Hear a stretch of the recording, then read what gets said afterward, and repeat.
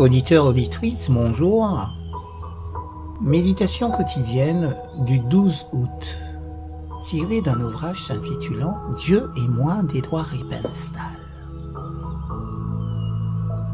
Ô Dieu, tu me vois. Le cœur est tortué par-dessus tout. Qui peut le connaître? Moi, l'Éternel, j'éprouve le cœur, pour rendre à chacun selon ses voies, selon le fruit de ses œuvres. Jérémie, chapitre 17, versets 9 et 10. Quoi de plus subtil, de plus astucieux et de plus trompeur que le cœur ou l'esprit humain? Plus d'une fois, nous nous persuadons que nous faisons le bien alors même que nous faisons le mal. Nous trouvons une explication logique à nos problèmes et justifions notre écart de la vérité. Qui pourra arracher les masques? Comment nous amener à nous voir, à nous reconnaître tel que Dieu nous voit? Qui peut guérir nos cœurs? Dieu seul le peut, lui qui fouille jusque dans les profondeurs de notre cœur. En dernier ressort, Dieu exposera et révélera exactement l'état de nos cœurs. Nous avons beau mettre l'accent sur la conformité extérieure à ce que la Bible et l'Église demandent. Nous avons beau être scrupuleux dans notre façon d'observer le sabbat, la véritable question est celle-ci. Comment sommes-nous à l'intérieur? Le fait que Dieu le sache peut être source de perturbation ou au contraire d'encouragement. Bon nombre de chrétiens sincères n'ont guère été favorisés par la vie. Certains ont un physique peu agréable, en éprouvent un sentiment d'infériorité. D'autres manquent de charme, sont gauches ou timides. Ces défauts les empêchent de se montrer tels qu'ils voudraient être. Ils ne se poussent jamais en avant, ils ne gagnent jamais l'estime des gens. Il y a autour d'eux d'autres personnes qui ont plus de talent et d'assurance et qui communiquent avec plus de facilité. Ceux qui se sentent inférieurs ne parviennent pas à exprimer la moitié de ce qu'ils pensent ou ressentent, ni à assurer le service que d'autres assurent. S'ils avaient un autre visage ou d'autres manières, on les recevrait mieux, leur charme agirait. Qui ne souhaiterait être un autre homme ou une femme qu'on apprécie? Il nous faut être heureux du fait que Dieu connaît nos cœurs, nos mobiles, nos intentions. Nous n'avons pas à craindre que Dieu nous juge sur des actes ainsi entravés par des circonstances qui échappent à notre contrôle. Le Seigneur regarde au cœur. Quelle sorte de constance, de dévouement, de pureté, de fidélité y trouvera-t-il? C'est là la question. Dieu n'attribue pas à nos vies un certain nombre de points pour les juger. Ce qu'il enregistre, c'est notre accord, l'entente de notre cœur avec sa volonté. Puisse l'Éternel nous aider à être en harmonie avec sa volonté.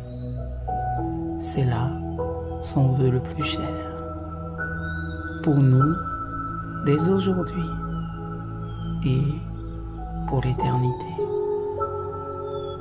Soyez bénis en Jésus. Amen.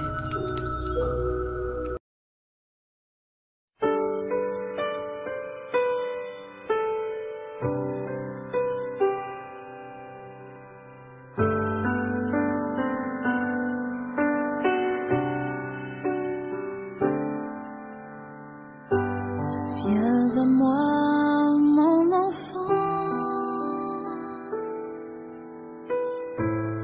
Pourquoi aurais-tu peur? de ton père, car mes bras sont grands ouverts. Je suis là, je suis là, oui je vois les larmes dans tes yeux, je comprends ta douleur et j'entends le cri de ton cœur, mon enfant, mon amour, tu consoleras,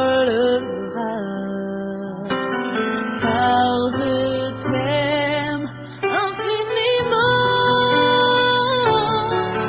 Alors mets ta confiance en moi, car tout ce que je dirai, et je ne t'abandonnerai jamais.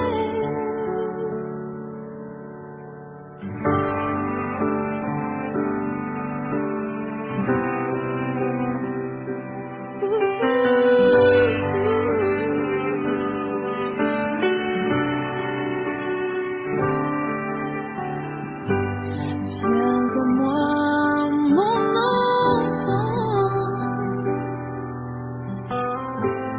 Pourquoi aurais-tu peur de ton père?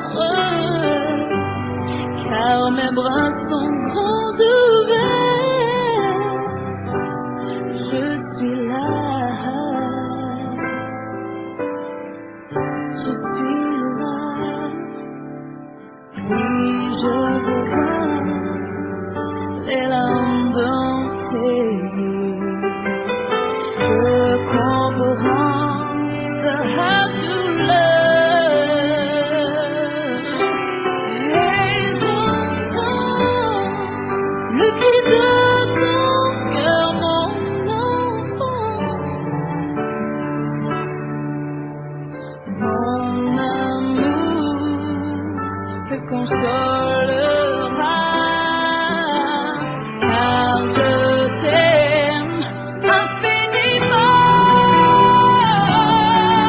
Alors mets ta confiance en moi, car tout ce que je vivrai, et je ne t'abandonnerai jamais.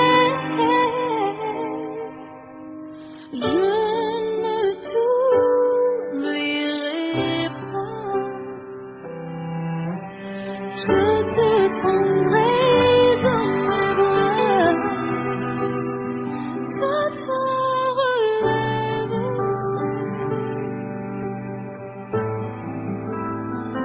je te relèverai,